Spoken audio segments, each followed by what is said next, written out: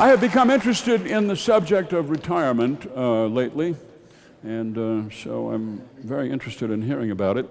And I have with me here on stage Marsh Muirhead.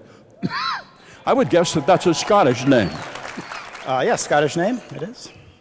Which part of Scotland do your people come from, Marsh? I have no idea. You have no idea. Because you're a man of the present. This man grew up in Bemidji, went off to get his education down in the cities, and became a dentist for many years up in Bemidji, sold his practice a few years ago. He is 8 years younger than I, but he's already retired for how many years? Year and a half. Year and a half. Well, I mean, that's quite... I still do a little dentistry 1 day a week. Of course. I mean, everybody has to do something, don't we? He's a writer, and he's a pilot, and taught flying, an aviation instructor. Yes, I am. Mm-hmm. And he is. And he's a bodybuilder and a poet at the same time, an unusual combination. And no? Yes, that's true. I am. It is. And he enjoys his home there on the Mississippi River. You're right on the banks of the river, not too far from here. The northernmost point of the Mississippi River, in fact. You're on the northernmost point. What a distinction. Do you have a plaque outside your home, or? The northernmost point is actually across the river, and the plaque keeps getting stolen, so it's not there anymore. But it's, okay. All right. Okay. Well, we're all coming over to your house afterward, just so you know. So I understand. Okay, all right. I got interested in this essay that you wrote. I really admire this essay. Not that I agree with it, you understand, but I admire it that you wrote for the annual Think Off in New York Mills, which is a contest between philosophers. It's a philosophy contest, right? Amateur philosophers. Well, okay, all right, but I mean, so are all of them. I mean, philosophers are the only people who can be unemployed and understand why. How many philosophers does it take to screw in a light bulb? How many? Define light bulb. No, I love this essay you wrote, and the topic was technology. Is it for us or against us? I think it ruins a lot of things. I was just thinking today that when the first snow falls, remember how fun it used to be to go around the turns sideways with your car? You can't do that anymore. I had never thought of that before. Isn't that true? Yes. Yes. You wrote here in this essay, if I may quote you, we are trapped, scammed, and otherwise dehumanized by technology, the engine of rampant consumerism. Although it's made stunning advances in information availability, it has produced an almost hallucinatory barrage of marketing and advertising. Our personal devices are addictive, distracting, dangerous, and remove us from the practical and beautiful world around us. You talk about the accidents caused teenage drivers who are texting and so forth, and you say, I recently observed a table of spring formal teens at a restaurant, all of them looking into their screens while they waited for their food.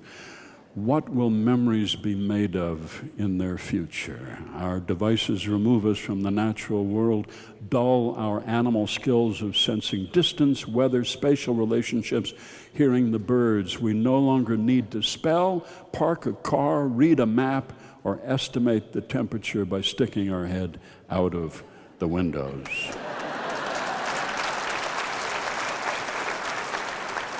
This is your audience here, Marsh. Yes, thank you. Thank you. Social media create relationships more virtual than real, one social observer calling Facebook the altar of loneliness. Well, I mean, I mean, of course. I mean, it's all good writing, and it's fine to be, confident of your opinions, but it's such a boon to have that woman giving you directions who you're not married to, that Australian woman, whoever she is. And it was dangerous to read a map while you were driving, and to have that woman just tell you to turn right, turn left. And if you miss the turn, there's no recrimination. There's just refiguring route, that's all, recalculating. No? I guess that's true, and I didn't win the event this year, so maybe the dark side won. Do you have her in your car? I do not. No. You do not? No. Okay. I didn't get a cell phone until about 4 years ago. Okay. And it's not a real smart one? It's average. Okay. I have a stepdaughter over in London. It's such a boon and a benefit to be able to sit down in the morning at a computer and just send her a few words and just say hello. Well, I hope she speaks in whole sentences, properly punctuated anyway. Well, she does, of course. I mean, she grew up long enough ago, but no, I think that young people who text and have better spelling, better grammar than a lot of people who graduated from high school with me. I don't know if I'd agree, but maybe. No. Okay, all right. How's retirement? Tell me it's good. It's very good. It's busy. I don't really notice that I'm retired. I have a lot of other interests, and it's nice being on the river, kayaking, playing with the dog, all that. Dog, friends. River, kayak. The brewery downtown. What kind of birds you get to see there on the river?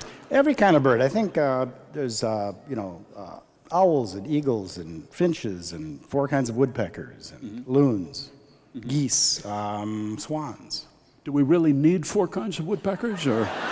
Yeah, and there are at least 4 sizes of trees, so they kind of migrate to their particular tree. Do you ever slip away from Bemidji in the darkness, the dark months, and go elsewhere? Far south, Key West usually. Key West. So do you sail down there? I drive down there, and then I go sailing, on a charter and swim and kayak. You make it sound good. It's very good. Yeah, it's very nice. And your teeth are really good looking too. Let me just. Well, I'm glad to hear. I'm glad to hear the retirement is going well. Do you have any advice for me, or? No, just don't quit for a while. Don't retire yet. Marsh Muirhead, retired man, poet, philosopher, pilot.